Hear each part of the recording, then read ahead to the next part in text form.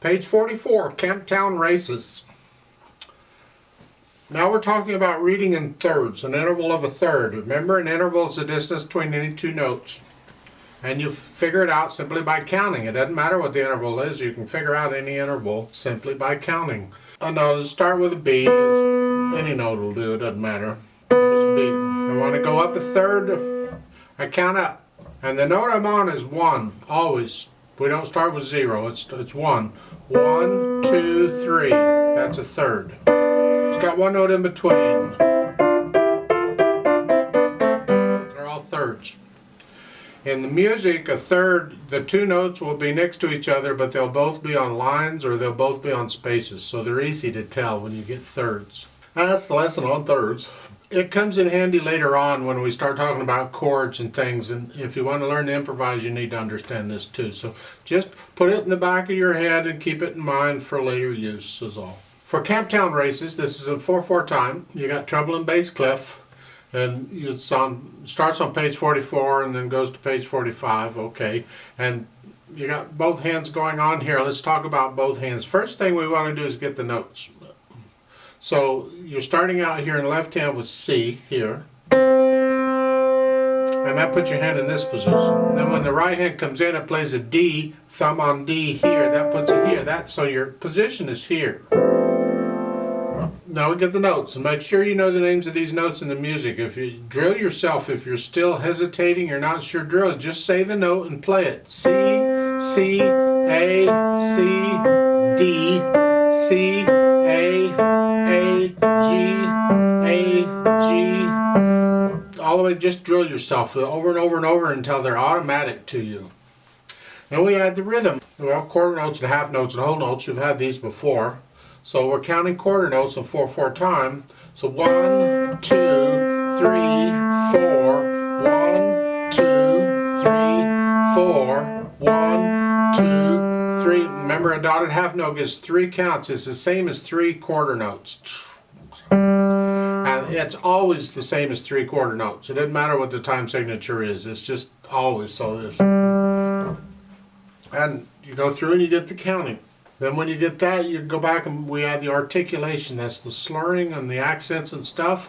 Well, I don't see any accents in here, but we got some slurring going on. Look at the bottom of page 44. In the left hand, you hear. Here. Lift up between each of these slurs. So it's here. And then lift up. So you got a little bit of silence between the doodahs. Don't run your doodahs together. Top of page 45, you got it again. The last 2 measures of the first line, you're here. You connect those. Now you can also separate before the slur and after the slur. But you have to, don't take that to the bank. You have to, it's on a case-by-case basis. So here in this piece, yes, you can separate before the slurs and after them. So go back to the doodahs at the here. So before you play the first doodah, lift up. So if I do the whole first line there for you, it'd be that way. Lift up, and lift up, and lift up before I go on. And that's the way that works. So over on page 45 at the top, and before you do the slur, the G, lift up. So to do the first line there on page 45, it's here.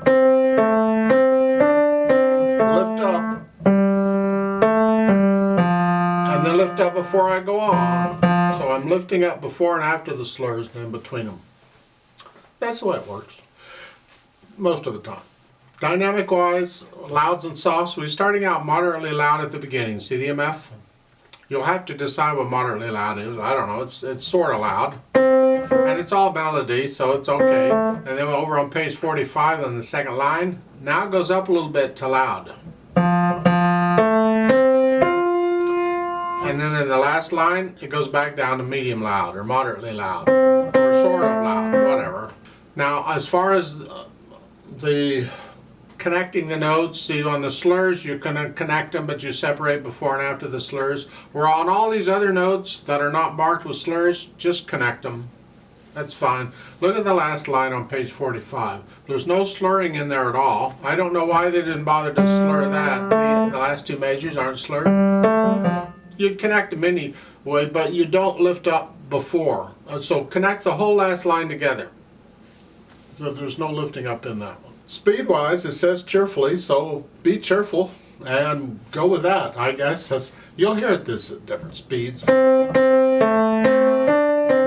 fast do you want to sing it? If you want to sing it. I don't want to sing it.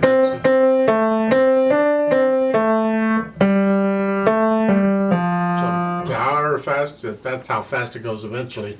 You have to start slow and you gradually speed it up in time. Accuracy is more important than speed.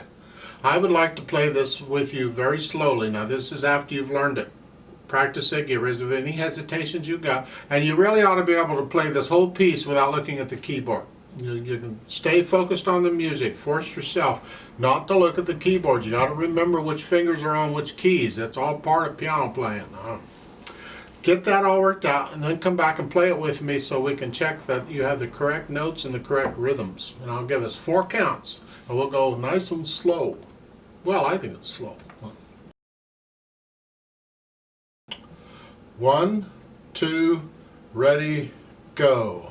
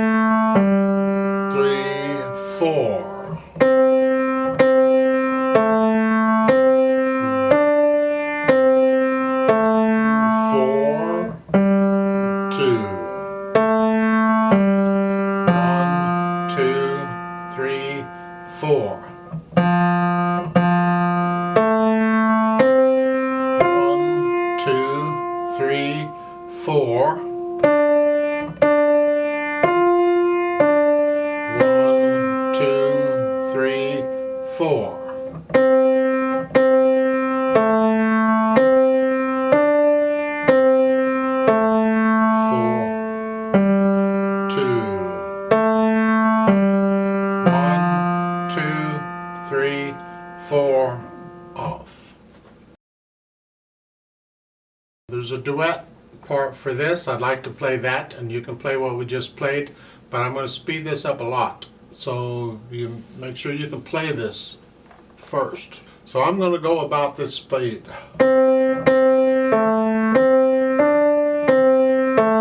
So get to where you can play that. No hesitations or nothing, because I don't stop. I just keep going, so you got to stay with me.